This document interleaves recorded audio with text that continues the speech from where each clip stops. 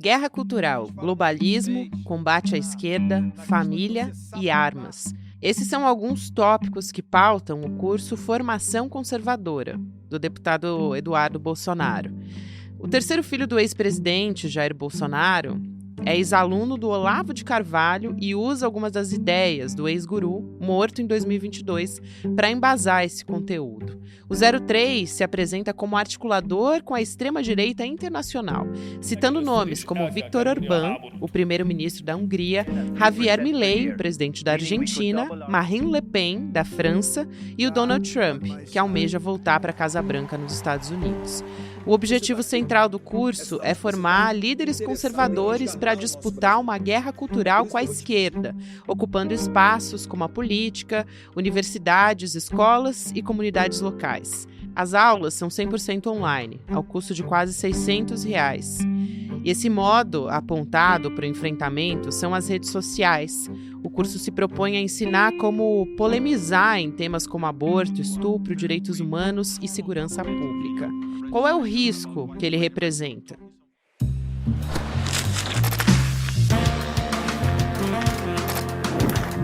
Olá, seja muito bem-vindo, seja muito bem-vinda. Eu sou a Gabriela Varela, esse é o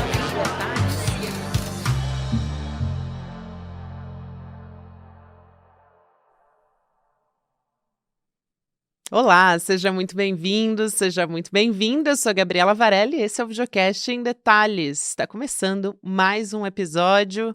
A gente sempre analisa uma temática, uma notícia importante do momento, aqui junto com vocês. Hoje eu vou conversar com a jornalista investigativa Andrea Dipp, que fez um curso, vamos dizer assim, que se chama Formação Conservadora. Ela vai contar toda essa história pra gente, você já vai saber do que se trata. Andrea, prazer falar contigo aqui no Em Detalhes. Bem-vinda. Obrigada pelo convite, um prazer estar aqui. Imagina, prazer é todo meu. Sou super fã do seu trabalho. Vou começar perguntando o básico, que todo mundo quer saber, né? Você fez esse dossiê junto com o Niklas Franzen, não sei se é assim a pronúncia do sobrenome dele, você me corrige se estiver errado, Uhum. mas é basicamente, vocês dois se matricularam num curso do Eduardo Bolsonaro, filho do Jair Bolsonaro, e que é muito conhecido por essa articulação da extrema-direita com a extrema-direita e lideranças da extrema-direita no mundo todo, que é esse formação conservadora. E a principal pergunta ali, quando você abre o dossiê, é a seguinte: como pensa a extrema-direita conservadora? A primeira pergunta que eu quero te fazer é se você conseguiu responder a essa pergunta e como é esse curso? Qual que é o objetivo dele? A gente consegue responder uma parte, eu acho, né? Não toda, mas a gente consegue ter umas pistas, assim. E acho que até mais interessante é perceber também como a extrema-direita brasileira está conectada à extrema-direita do mundo todo, né? Então, isso foi bem interessante de perceber também. O curso do Eduardo é online, e aí ele traz módulos sobre diversos assuntos, né? Então, cada módulo tem de uma hora e meia, e os assuntos são variados. Então, a gente tem feminismo, aborto, ideologia de gênero, mas também tem armas, redes sociais, educação, né? E aí o que eles dizem é que a meta seria, então, retomar todo o espaço que foi ocupado pela esquerda. Segundo eles, política, universidades, escolas, comunidades. E aí tem o lema, né, também do curso, que é muito interessante também, que é: há uma guerra em andamento e o Brasil precisa de você. Então, sempre tem também esse componente bélico, né, e de gerar pânico muitas vezes, né, assim. Então, é um pouco isso, assim. Aí no trailer, né, da plataforma do Eduardo, ele diz que, abre aspas, né, a nossa fé tem sido vilipendiada, uma minoria sem escrúpulos tomou conta do país, os nossos filhos são submetidos a doutrinas mais nefastas e a liberdade de expressão nos foi tomada. Então, se nós quisermos viver em paz e ter um futuro como nação, a gente tem que se mexer antes que seja tarde demais e resgatar o Brasil das garras da esquerda. Então, eu acho que esse é o tom, assim, Tem geral uma do música curso, né? dramática, né, ele tem um vídeo ali no site de abertura que você está assistindo, é um vídeo, assim, todo num tom dramático, e tem um ar, assim, meio de documentário, assim, de um suspense, uma coisa assim, né, Andréia? Sim. Eu queria te perguntar também, o que é essa ideologia woke que vocês descrevem no dossiê, e essa guerra que a extrema-direita se refere e que aparece, por exemplo, nesse vídeo de abertura do Eduardo Bolsonaro, né. Uhum. Então, a ideologia woke é uma narrativa importante que tem sido trazida e propagandeada, né, pela extrema direita no mundo todo. Eu acho interessante porque ela vem um pouco também para substituir a guerra contra a ideologia de gênero, porque, claro, eles ainda usam muito a ideologia de gênero e a gente lembra, né, como ela foi causadora de pânico moral, né, também nas eleições. Eu lembro do Bolsonaro muitas vezes dizer que ele queria ser eleito para combater a ideologia de gênero. E aí agora a extrema-direita no mundo todo está tentando emplacar a guerra contra a ideologia woke, né? E aí woke se tornou, na verdade, um sinônimo de políticas liberais ou de esquerda que defendem temas como igualdade racial e social, feminismo, movimento LGBTQIA+, o uso de pronomes de gênero neutro, multiculturalismo, vacina, ativismo ecológico, direito ao aborto, enfim. Ela é mais ampla, né, do que a ideologia de gênero, assim, ela abraça aí mais causas nesse guarda-chuva, assim, né? E aí a ideia é que essa ideologia domina grande parte das sociedades ocidentais e que isso torna, então, a resistência conservadora necessária. Então, a guerra, né, que se coloca, essa guerra cultural que o Eduardo Diz menciona bastante durante o curso, ela seria, então, contra essa ideologia woke que consegue aí ser um guarda-chuva para muitas causas e muitos movimentos, né, sociais e ativistas. Andréa, tem também algumas figuras conhecidas da extrema direita, além do próprio Eduardo Bolsonaro, né, que fazem parte desse curso também. Então, eu vi pelo menos aqui Gustavo Gayer, Damares Alves. Você pode contar um pouco para você como é que eles faziam essa participação? Como é que era o modelo desse curso? Você já explicou que eram todas aulas de forma online, mas eu acredito que essas são as grandes figuras que acabam chamando a atenção para o desavisado que vai pela primeira vez fazer esse curso, né? Como é que isso acontece? Que tipo de coisa que eles falam, né? O que que eles trouxeram nesse curso? Então, como são muito variados os assuntos, né? Enfim, tem umas pessoas bem conhecidas e famosas, assim, da extrema-direita e bolsonaristas, né? Muito próximas, enfim, à família Bolsonaro. Então, tem o Nicolas Ferreira, tem a Cristonieto, Damares Alves, Mário Frias, tem o influenciador Fernando Lisboa, a pastora Tatiane Joslin, tem o Marcos Polon, né, que é o fundador da Associação Nacional Movimento Pro Arma, que hoje é a maior, né, associação armamentista do Brasil. Tem o Gustavo Gayer, né, que é aquele monarquista desculpa, tem o Gustavo Gayer e tem também o monarquista e olavista Rafael Nogueira. Enfim, são alguns dos nomes que passam pelo curso. Cada módulo tem aí de uma hora e meia de duração. Dá para perceber que alguns temas tocam mais ou são mais empolgantes para o Eduardo, né? Por exemplo, como armas. Então, o módulo de armas é um pouco mais longo do que os outros. Quanto E tempo mais ou aí é menos, isso. Andréia, de curso? Só para ter uma ideia, assim, né? O quanto que uma pessoa levaria? Porque tudo bem, é um curso online, né? Mas imaginando que a pessoa faça, em média, 2 vezes na semana, para a gente pegar o modelo de um curso normalmente de pós-graduação, que é isso, 2 vezes na semana, umas 2 horas de aula. A gente consegue ter uma ideia, só para ter uma média de quanto tempo duraria? Se não me engano, o curso tem. de 10 a 12 módulos, não tenho certeza do número exato. E aí a gente calcula aí que cada módulo tem de 1 a 2 horas de duração. Então é isso, assim, mais ou menos 20 a um pouco mais, enfim, 20 horas a um pouco mais do que isso, assim. É longo, é um curso longo, né? Eu e o Nicolas, a gente dividiu alguns temas, assim, e fomos assistindo e comentando as passagens mais importantes um com o outro, assim. Mas ainda assim a gente demorou bastante, assim, para conseguir terminar o curso fazendo anotações, né, prestando atenção, enfim, nos conteúdos e tal. Quanto tempo vocês levaram e teve que fazer algum trabalho de conclusão de curso? Como que foi a finalização dele? Não, ele tem, o curso tinha lições que eram postas nos comentários, mas não eram lições obrigatórias. Então, cada módulo tinha sugestões de livros, de material, de vídeos. Então, também muita sugestão de vídeo do Brasil Paralelo, por exemplo, né? Documentários, filmes. E aí tinha ali um espaço que eles faziam uma pergunta, que geralmente era uma pergunta bastante geral. Então, assim, o que significa a esquerda para você?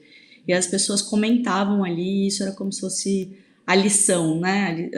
A lição de casa, enfim, desse módulo.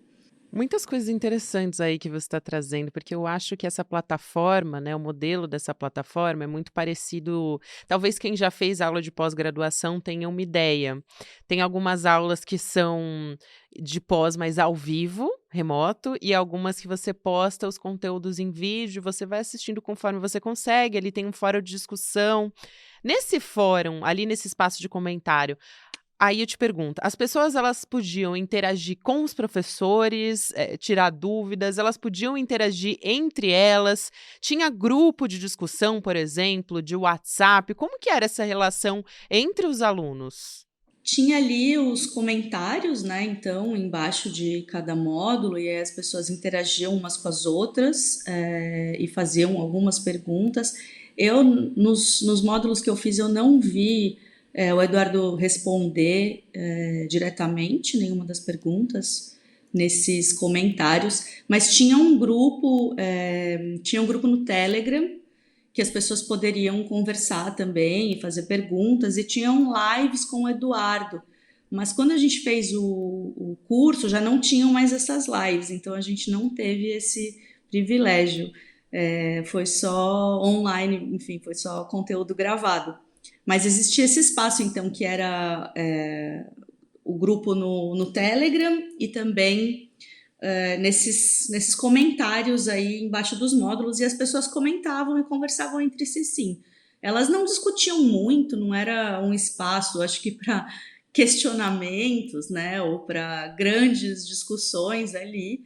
Geralmente os comentários eram: gostei muito disso, não sabia, não conhecia essa história, foi muito útil para mim, esse tipo de comentário, ou respondendo as perguntas, então, feitas por cada módulo ali como lição de casa. E André, o que que você reparava, assim, pelo que vocês 2 avaliaram, você e o Nicolas, que eram os assuntos que mais mobilizavam? Eu achei curioso você falar que esse grupo era no Telegram, porque é um espaço onde existem vários grupos da extrema direita ali, onde muita coisa acontece, inclusive mobilização, por exemplo, os atos antidemocráticos, muita coisa foi feita ali nesse espaço, né.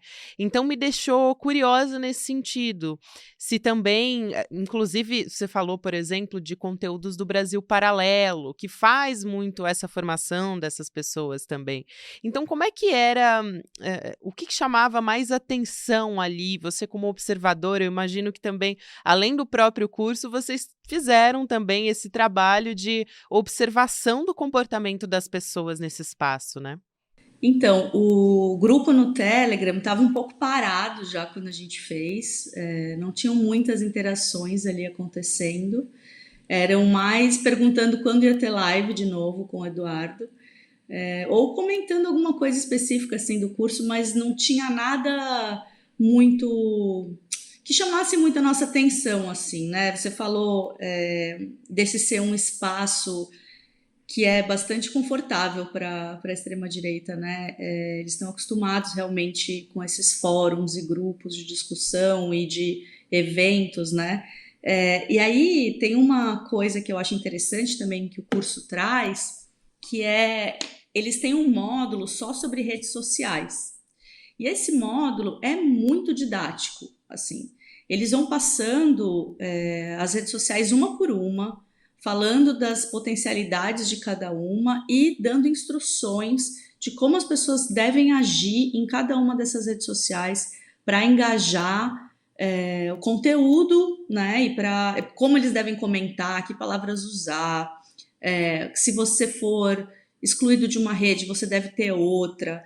Então, assim, esse módulo eu achei interessante como ele foi didático e como ele de fato convoca as pessoas a se pronunciarem, engajarem nos conteúdos. Inclusive o Eduardo fala ali, muitas pessoas me perguntam como eu posso ajudar, como eu devo engajar e ajudar. E esse é um ótimo jeito, assim, comentar e curtir, compartilhar os nossos conteúdos é sempre uma ótima maneira de ajudar a nossa causa, assim. Então, acho interessante isso, né? Como eles, de fato, se preocupam, né? Com essas redes sociais. Com certeza, sem contar que a mobilização da extrema-direita nas redes digitais de maneira geral, né, ela é muito forte, organizada, e isso também está conectado com o globalismo, que é um dos pontos importantes ali do dossiê.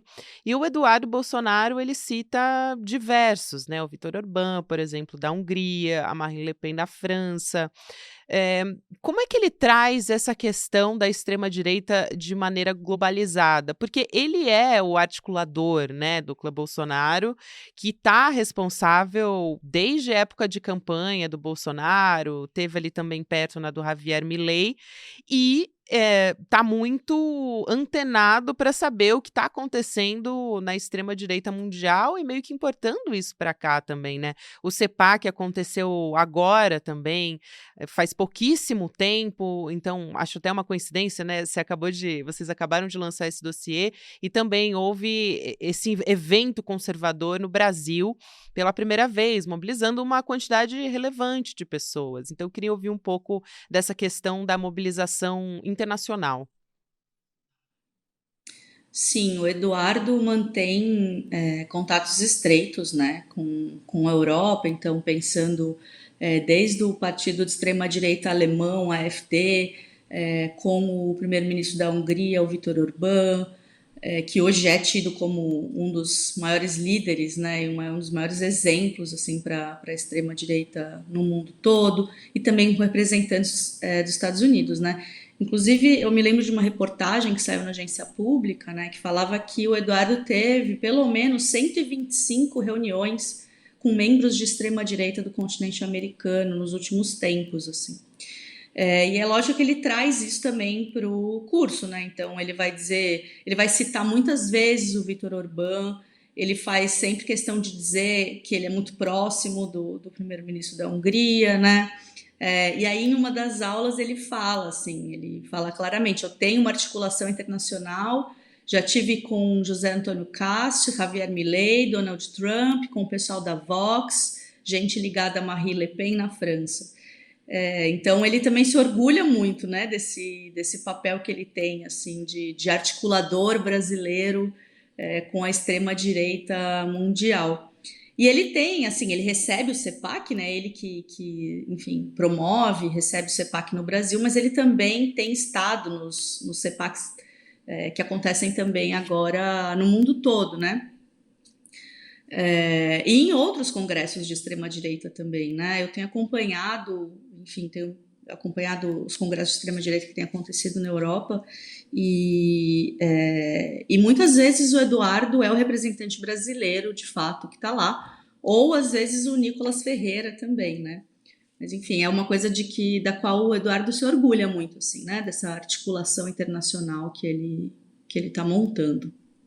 E o Nicolas Ferreira tem aparecido realmente como uma dessas figuras em que tem uma proximidade, que o Jair Bolsonaro faz questão de demonstrar que tem uma proximidade. Então, ele enxerga ali algum potencial nessa questão de liderança de extrema-direita. Eu quero te perguntar também, em relação a engajamento, em alguma medida, porque eu imagino que não tenha nenhum tipo de transparência em relação aos dados, o perfil dessas pessoas que estão ali. Mas vocês conseguiram, dentro das limitações, fazer um levantamento para saber se quem faz mais esse curso, né, a média ali, homem, se é a média de idade, qual que é, enfim, e qual é a pauta, talvez, que engaja mais? É a pauta de costume? Como é que você vê o perfil desses alunos que fizeram, que estão indo atrás para fazer esse curso? É muita gente? Tem muita gente nesse grupo de Telegram? Então, a gente não conseguiu, infelizmente, fazer uma coleta assim, né, Exata, né? certa, Não tem como, sim. exata, porque não tem transparência nesses dados. Assim, o que a gente fez foi olhar ali um por um dos comentários, olhar o perfil das pessoas, e aí a partir desse nosso olhar, né, a gente chegou à conclusão de que tinham mais homens que mulheres e que tinham mais pessoas em torno de 50 anos, assim. Eu acho que todos os módulos geram muito engajamento, assim. Eu não consigo separar um especificamente. Eu acho que todos tinham bastante comentários, assim. E acho interessante também porque o Eduardo ele faz questão de sempre em todos os módulos fazer como se fosse um resgate histórico, assim, que volta muito para trás às vezes. E é um revisionismo histórico, assim, é uma distorção muito impressionante da história do mundo. E aí, uma coisa que me chamou a atenção foi ler os comentários das pessoas dizendo: nossa, nunca tinha ouvido a respeito dessa história por essa visão, por essa versão. Muito obrigada por esclarecer isso. Então, e aí a gente está falando desde a ditadura militar no Brasil, mas a gente está falando da queda do Muro de Berlim, está falando, enfim, dos mouros, né? Ele vai longe, assim. E eu fiquei impressionada de como esse revisionismo histórico mobiliza as pessoas, assim, engaja, né? É isso que também me impressiona, André. Eu acho que a pergunta que eu quero te fazer vai justamente nesse sentido, porque a gente tem observado resistências também, né? E acho sempre importante ressaltar isso, senão parece que a gente está sendo engolido de fato. Pelo fascismo ou pela ultradireita no mundo todo. E claro que a gente tem tido uma onda forte, mas na França a gente teve uma resistência, no México também foi uma presidente, uma mulher progressista que foi eleita, mas a gente vê Donald Trump avançando com muita força nos Estados Unidos, por exemplo, além de ter essa força que é muito forte dentro do nosso Congresso Nacional, que é o mais conservador de todos os tempos, né? Então, qual que é o tamanho em que vocês avaliam, do perigo que representa uma formação conservadora? Como que esse conteúdo chega nas pessoas? Porque, como você disse muito bem, é um revisionismo, é meio que recontar a história, né, uma narrativa muitas vezes mentirosa, inclusive, como se não existisse escravidão, como se não tivesse existido, né, esse período. O Brasil Paralelo também vai nessa linha.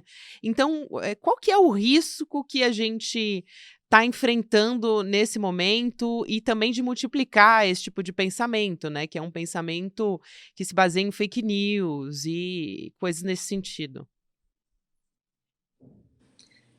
Como alguém que tem olhado bastante para a extrema-direita nos últimos tempos, eu não sou muito otimista. É A sempre gente bom costuma dizer, né? a gente ter um pouco um respiro também, porque senão fica impossível, né, até pra gente continuar Fica. resistindo a isso, a gente precisa ter também, mas a Andréa Dipp pesquisa, é Sim, pesquisadora totalmente. da extrema direita, é fundamental ela trazer aqui a experiência.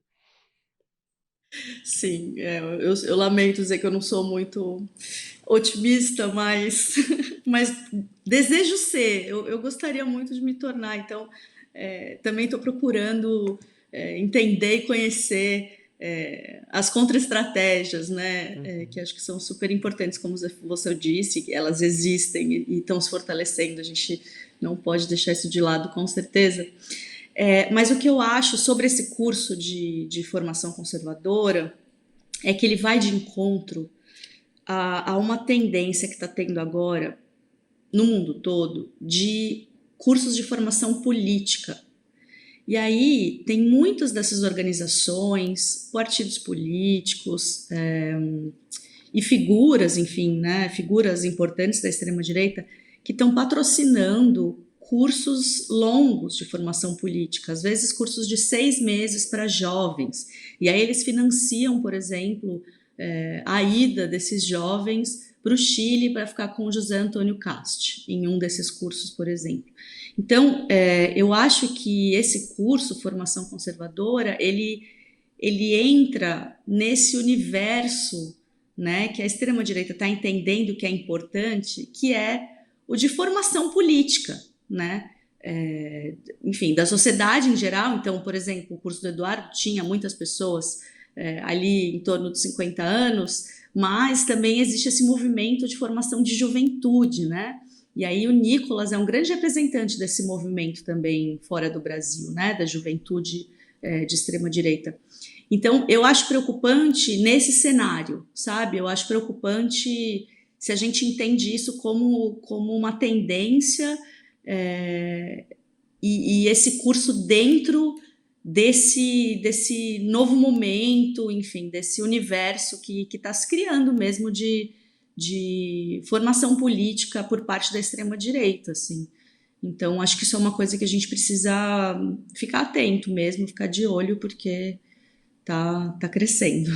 E saber, né? Parabéns pelo trabalho de vocês, Andréia. Eu queria aqui ressaltar, porque a gente entender como que está sendo essa formação, o que eles estão falando, qual que é a estratégia, ou como pensa, como diz o dossiê, né? Como pensa a extrema-direita brasileira, com base no quê? Acho que isso é muito importante para dar um direcionamento também, né? Porque a gente está, de fato, muito ameaçado por tudo isso, né? Não dá para fingir, lógico, né, que é importante a gente ter um respiro em meio a tudo isso, mas não dá para ser ingênuo, né? A gente tem que ter maneiras de conseguir combater. Então, quero te agradecer muito pelo trabalho de vocês e, mais uma vez, parabéns. É fundamental o que vocês fizeram. Obrigada. Eu que agradeço o espaço e a conversa boa. E acho que é isso, a gente tem que seguir falando sobre essas coisas, escutando e trocando. Com certeza, vamos trocar mais. Seja muito bem-vinda sempre. Para quem não sabe, inclusive, vou dar um bastidor aqui, mas eu só tô sentada nessa cadeira aqui porque a Andréia Dipp avaliou meu TCC lá no passado. Então, ela foi a responsável por eu estar aqui hoje. Então, estou muito feliz de te receber aqui, querida. Valeu. Merecidíssimo o seu 10. Foi um dos TCCs mais lindos que eu já vi, tanto que eu não esqueci até hoje dele. Ah, obrigada, querida. Muito, muito, muito feliz em te receber aqui. Até uma próxima. Você é muito bem-vinda aqui sempre. Até. Valeu. É isso aí, quero também lembrar você que a gente vai ter o Empreendedor Mestre, novas turmas, a partir do Despertar Empreendedor, a gente fez um termômetro ali do que vocês queriam fazer aqui no ICL sobre cursos, e o Despertar Empreendedor trouxe essa resposta para a gente, e o Eduardo Moreira também trazendo agora essa nova edição. A gente vai ter a primeira aula no dia 28 de julho, que é um domingo, 8 horas da noite, para você saber tudo que vai ser feito nesse curso, quais vão ser as aulas, quais vão ser os professores também. Então, se você tá afim de fazer o Empreendedor Mestre, essa é a sua chance agora, tem que se inscrever em detalhesicl.com.br. Você também fortalece aqui o nosso programa fazendo a sua inscrição por o nosso link que está aqui na descrição, na tarja, né, em detalhesicl.com.br. Lembrando que essa aula vai ser online e é gratuita, mas eu te digo para fazer sua inscrição porque não dá para assistir, chegar na hora, clicar para assistir. Não, tem que fazer a inscrição, você vai receber um e-mail, aí tem que seguir os passos direitinho para poder acessar. Agora sim, lembrando você essa semana que eu estou em férias, férias assim, bem curtinha, né? Uma folguinha praticamente, mas quem vai estar contigo essa semana é o André Graziano, então cuidem bem dele também, tá? Recebam bem o André Graziano, que nessa semana vai trazer entrevistas e todos os assuntos importantes para você. Sempre às 10h30 da manhã, continuamos no YouTube, depois Mercado Investimentos, Rolê ICL, e 6 horas da noite tem ICL Notícias, segunda edição. Estamos também nas plataformas de áudio em qualquer momento do seu dia para você que não consegue acompanhar aqui o Em Detalhes ao vivo no YouTube. Obrigada e até logo!